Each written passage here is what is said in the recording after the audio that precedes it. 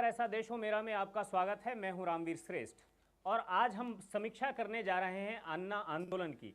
अभी 5 राज्यों में चुनाव होकर के निपटे हैं और क्या इन चुनावों में भी अन्ना फैक्टर का कोई असर हुआ है या नहीं हुआ है, या अन्ना आंदोलन के अभी क्या रास्ते हैं, क्या रास्ते खुलेंगे। अन्ना आंदोलन शुरू हुआ फिर, लेकिन देश फिर दोराहे पर खड़ा हो गया और अन्ना आंदोलन एक बार फिर से किनारे गया।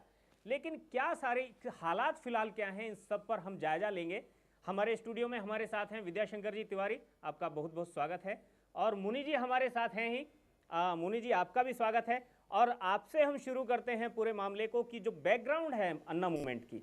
सबसे पहले ये भी आप, क्योंकि अन्ना जो टीम अन्ना है, कहीं ना कहीं हमारी जानकारी के मुताबिक आप उनके नज़दीक रहे हैं, तो उस बैकग्राउंड में एक बार हम जरूर आपके चश्मे से उसे जानना चाहेंगे। देखिए, ये बात सही है कि अन्ना जी जब इस टीम से जुड़े, मतलब टीम माने अरविंद केजरीवाल जी वगैरह की टीम में जब अन्ना जी जुड़े, उसके पहले रामानुजगंज में बैठ करके हम लोगों की योजना बनी थी।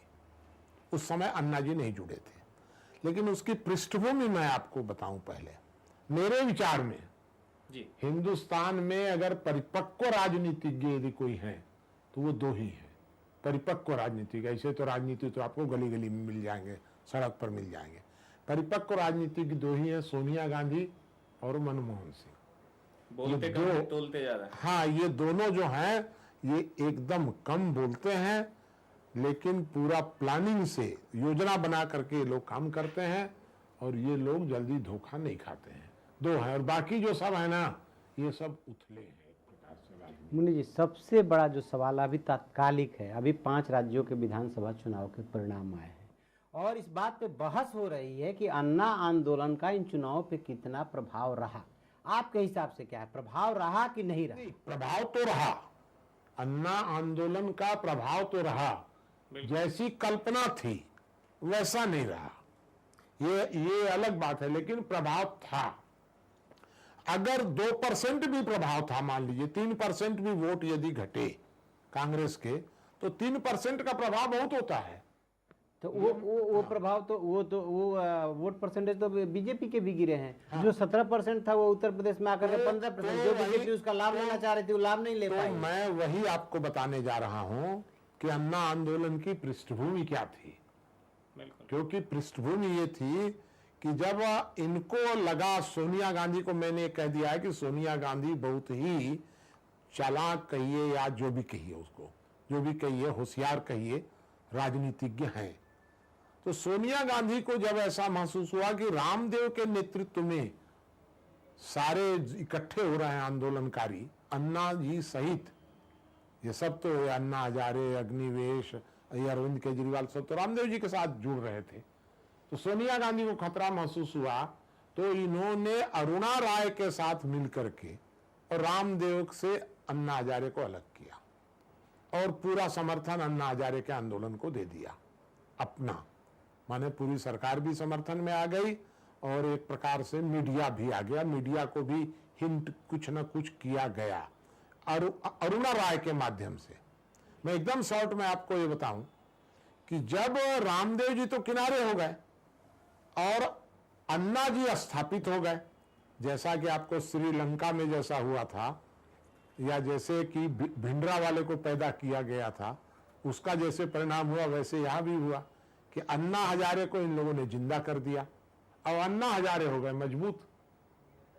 तब इनके सामने एक चिंता पैदा हुई, और चिंता पैदा हुई तो इन्होंने अन्ना पर अंकुश लगाना शुरू किया, वही अरुणा राय के माध्यम से। फिर इन्होंने फिर ये अग्निवेश और अरुणा राय, और अन्ना हजारे ने सोनिया गांधी या कांग्रेस का छोड़ करके, पल्लू छोड़ करके, और वो चले गए बीजेपी और कम्युनिस्टों के साथ में। ये धीरे धीरे एक वास्तव में अंदर खाने से जुड़ गए। लेकिन एक बात अभी भी मुझे समझ में नहीं आ रही कि ये कैसा अन्ना इफेक्ट है कि पंजाब में जो अकाली दल की भ्रष्ट सरकार थी उसको दोबारा समर्थन मिलता है। भ्रष्टाचार के खिलाफ आपकी मुहिम थी, इनके 5 विधायक खुद उस भ्रष्टाचार के जद में थे, सीबीआई जांच कर रही थी।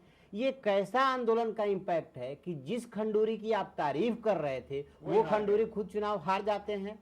तो उत्तर प्रदेश में ये कैसा अन्ना आंदोलन का इफेक्ट है कि जिस मुलायम को 2007 में हटाने के लिए एक तरफा वोटिंग की गई थी बीएसपी के खिलाफ, बीएसपी और सपा दोनों पे भ्रष्टाचार, दोनों के दामन पे भ्रष्टाचार के दाग है, उसी में से फिर से सपा को चुन लिया जाता है। तो ये समझ से परे है। नहीं तो मैं तो वही बात तो मैं बता रहा हूं ना, मैं बताने ये जा रहा हूं कि जब अन्ना हजारे वगैरह ने विरोधी दलों का पल्लू पकड़ लिया, विरोधी दलों का, तो विरोधी दल ये 11 दिसंबर को आपने देखा होगा, सारे विरोधी दल वहां जाकर के और वहां पर जाकर के और उन लोगों ने एक जयप्रकाश आंदोलन टाइप की स्थिति बनने लग गई, कांग्रेस वर्सेस ऑल। और तब सोनिया गांधी को महसूस हुआ कि ये कहां जा रहा है, सारी राजनीति कहां जा रही है। तो सोनिया गांधी ने सारे राजनीतिक दलों को, सोनिया गांधी और मनमोहन सिंह ने मिलजुल करके जो भी किया, सब राजनीतिक दलों को धीरे धीरे किसी न किसी तरह से चारा फेंक करके, चाहे पद का दिया हो, चाहे तर्क दिया हो, समझाया हो, जो भी किया हो, सारे राजनीतिक दलों को तोड़ लिया अंदर खाने में।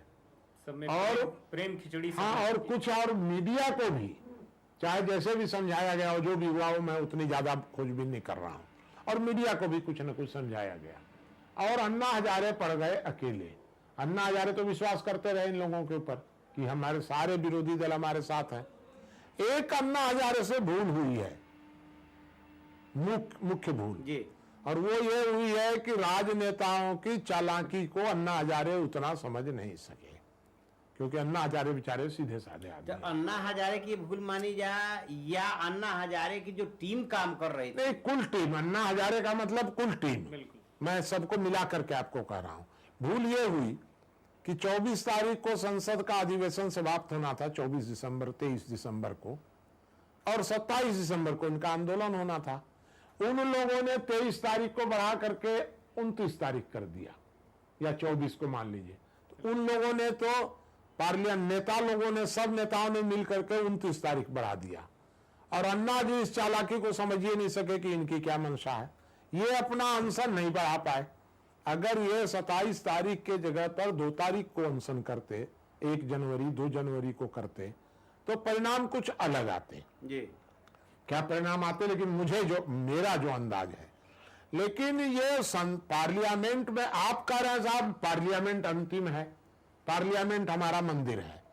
एक तरफ तो आप कह रहे हैं कि संसद हमारा मंदिर है, और दूसरी तरफ आप संसद में जो बहस चल रही है और जो कल समाप्त होने वाली है, परसों समाप्त होने वाली है, उस बहस तक की आप प्रतीक्षा नहीं करके और अनशन कर दे रहे हैं, या जेल भरो आंदोलन की घोषणा कर रहे हैं। ये बताइए कि जनता इतनी बेवकूफ तो नहीं है? आप क्यों नहीं प्रतीक्षा दो दिन कर रहे हैं? एक भूल हुई है। तो लगता है कि उस भूल से ही पूरे आंदोलन ने टर्न ले लिया, पूरी नहीं, मेहनत किया गया था। नहीं, वो टर्न तो दूसरा मुद्दा है। टर्न मुद्दा ये है कि जो पहला जो आंदोलन था, उस आंदोलन में राजनीतिक दल इतना भयभीत थे अन्ना जी के आंदोलन से। आप 5 अप्रैल की बात कर रहे हैं, जहां से इन्होंने शुरुआत की? 5 अप्रैल की बात मैं नहीं कर रहा हूं, मैं कर रहा हूं 16 अगस्त से 29 अगस्त तक की बात जी। और 29 अगस्त से 11 दिसंबर तक की बात जी। कोई भी राजनीतिक दल, कांग्रेस समेत कोई भी राजनीतिक दल अन्ना से किसी भी प्रकार से सहमत नहीं था, एक भी राजनीतिक दल, और कोई भी राजनीतिक दल उनसे टकराना नहीं चाहता था। बिल्कुल बिल्कुल, वो अपने को बचा के रखना चाहता था। लेकिन जब सब राजनीतिक दलों को यह समझ में आ गया 11 तारीख के बाद कि अन्ना हजारे का जो आंदोलन है वह किसी राजनीतिक दल को फायदा नहीं उठाने देगा, वास्तव में तो ये जो अपना पार्लियामेंट्री सिस्टम है, इस पार्लियामेंट्री सिस्टम पर होगा हमला, तो सारे नेताओं के कान खड़े हो गए। आपने संसद में सुना होगा मुलायम सिंह का, लालू का और सबका, जो लोग यहाँ जंतर मंतर पर जो अन्ना जी के समर्थन में भाषण दे रहे थे, उन्हीं के लेफ्टिस्टों के भी, कम्युनिस्टों के भी लोग वहां जाकर के संसद में पूरा बदल गए। बीजेपी वाले एकदम बदल गए, सब बदल गए। कैसे मैनेज किया सोनिया ने और मनमोहन सिंह ने या सरकार ने कैसे मैनेज किया, वो बात मैं नहीं जानता हूं। बस मुझे समझाइए कि राम गोपाल यादव जंतर मंतर पे जाते हैं। हाँ, जाते हैं और वहाँ पे जैसे अन्य नेता शिरकत करते हैं वैसे वो भी शिरकत कर रहे हैं आंदोलन में, आंदोलन में ठीक है, भाषणबाजी भी होती है। इसके बाद जब चुनाव का दौर आता है, जब इन लोगों का दौरा शुरू होता है, उसमें जो है अन्ना जो है मुलायम सिंह यादव को भी चिट्ठी लिखते हैं। और चिट्ठी लिखने के बाद एक तरह से उस दौरान भी और उसके पहले भी मुलायम अपने उससे स्टैंड से हट चुके थे कि अब हमारा कोई भी आदमी वहां पे नहीं जाएगा, क्योंकि उल्टा सीधा बोला गया था। और एक तरह से उन्होंने सीधे सीधे अन्ना से टकराव भी बोला, आप कह सकते हैं। लेकिन जब चुनाव होता है तो वही मुलायम सिंह यादव, अखिलेश यादव, उनकी पार्टी जो है फुल मेजोरिटी से जीत करके आती है, तो कैसे अन्ना के आंदोलन का इम्पैक्ट माना? तो मैं तो कह रहा हूँ कि 1-2% जी अन्ना के आंदोलन का इम्पैक्ट जो है वो बहुत ज्यादा नहीं हुआ है। लेकिन अगर 2% भी मतों का हेर फेर हो गया तो 2% के मत भी कांग्रेस के लिए तो एक और चौंकाने वाली बात है, अभी इलेक्शन वाच की जो रिपोर्ट आई है, ताजी रिपोर्ट आई है, उसमें पहले से ज्यादा बाहुबली और अपराधी विधायकों की संख्या बढ़ी है। पहले से ज्यादा, यानी कि जो 2007 के विधानसभा की स्थिति थी उससे ज्यादा बाहुबली और दागी विधायक चुन करके आए हैं, उससे ज्यादा भ्रष्ट विधायक चुन करके आए हैं। उनकी संपत्ति 5 गुनी 10 गुनी हो रही है। मुझे नहीं समझ में। मैं आपको एक बात ये बता रहा हूँ कि अन्ना जी के आंदोलन का स्टैंड गलत था। अन्ना जी ने आंदोलन किया किस बात पर? ये एक सवाल मैं उठाना चाहता था कि भ्रष्टाचार को लेकर यह आंदोलन शुरू हुआ, जबकि 4 लोग भी ठीक से साफ इस टीम के अंदर नहीं निकले, सब पर आरोप लगते चले। तो मेरा जो मत है वर्तमान में, मैं आपको ये स्पष्ट कर दूं कि भ्रष्टाचार जो है सारे देश में, ये भ्रष्टाचार वर्तमान पार्लियामेंट्री सिस्टम का परिणाम है, कारण नहीं है। ये अगर सिस्टम रहेगा तो भ्रष्टाचार बढ़ेगा ही, चाहे अन्ना जी आ जाए, चाहे कोई और आ जाए, चाहे मैं आ जाऊं। पार्लियामेंट्री सिस्टम यदि इसी प्रकार से रहेगा, अब जैसे अभी अरविंद केजरीवाल ने कह दिया कि संसद में इतने अपराधी हैं, इतने अपराधी हैं, मैं आपको पक्का विश्वास दिलाता हूं, पक्का, कि अगर अगला चुनाव आएगा तो इन लोगों की संख्या बढ़ेगी ही, चाहे जितना जोर केजरीवाल जी लगाए। आप ये कहना चाहते हैं कि संविधान की पुनर्समीक्षा की जरूरत है? अगर संविधान में कोई, यदि एक बात बताइए कि संविधान में 105 संशोधन वो लोग कर सकते हैं, पार्लियामेंट के लोग कर सकते हैं 105, तो अगर 2-4 हम लोग भी करा दें तो कौन सा संविधान का अपमान हो जाएगा? आप तो ढांचा बदलने की बात कर रहे हैं। आप तो नहीं, मैं तो कोई ढांचा बदलने की बात नहीं कर रहा हूं, क्योंकि ढांचा तो बदला भी नहीं जा सकता है। मैं तो ये कह रहा हूँ, शायद कहना यह है कि अभी तक 105 संशोधन उन्होंने अपने लिए किए, अब जरा देश के लिए। 2-4 देश के लिए क्या संशोधन हम लोग कर रहे हैं? हम लोग कह रहे हैं कि ग्राम सभाओं को आपने एग्जीक्यूटिव पावर दिए हैं, विधायी अधिकार अभी तक नहीं दिए हैं। विधायी अधिकार अलग होते हैं और कार्यपालिक अधिकार अलग होते हैं। जितना आपने कार्यपालिक अधिकार दिया है, विधायी अधिकार दे दीजिए। आपने 29 विभाग दिए हैं ग्राम सभा को, मान लीजिए कि इन मामलों में गांव करेगा, ये 29 विभागों के कानून बनाने का अधिकार भी उनको दे दीजिए। तो आपने कह दिया कि स्कूल की देखरेख वो करेंगे, वेतन सरकार देगी स्कूल के बारे में, अगर वो गड़बड़ होगा तो कार्यवाही सरकार करेगी। इतना करने की क्या जरूरत है? उनको अधिकार दीजिए ना। तो ये करें कि नीतियां हम बनाएंगे, कानून हम बनाएंगे, और जो ग्राम पंचायत हो उसको क्रियान्वित करें।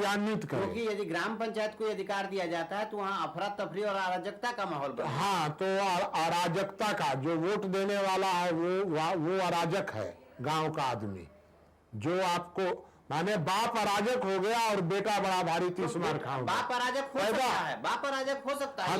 हाँ, तो बेटा भी अराजक हो सकता है। हाँ, ये कोई ठेका नहीं है। तो 60 साल तक हमने बेटे को देख लिया, अब हमारा कहना है कि बेटा 60 साल हम देख लिए, इस बार हम पावर को डिसेंट्रलाइज कराना चाहते हैं। देखिए, वर्तमान में अव्यवस्था है, भ्रष्टाचार है, आतंकवाद है, सारे पूरे हिंदुस्तान में बढ़ रहा है सन 47 से आज तक। तो कहीं ना कहीं हमको ये विचार करना पड़ेगा कि ड्राइवर की गलती ना हो करके, और हो सकता है कि गाड़ी, लेकिन माना आपकी बात को माना कि चलिए ड्राइवर में गलती हो सकती है, गाड़ी में भी गलती हो सकती है, आपके हिसाब से ज्यादा संभावना है कि गाड़ी में है, इसलिए ड्राइवर को चेंज कर दिया जाए। नहीं,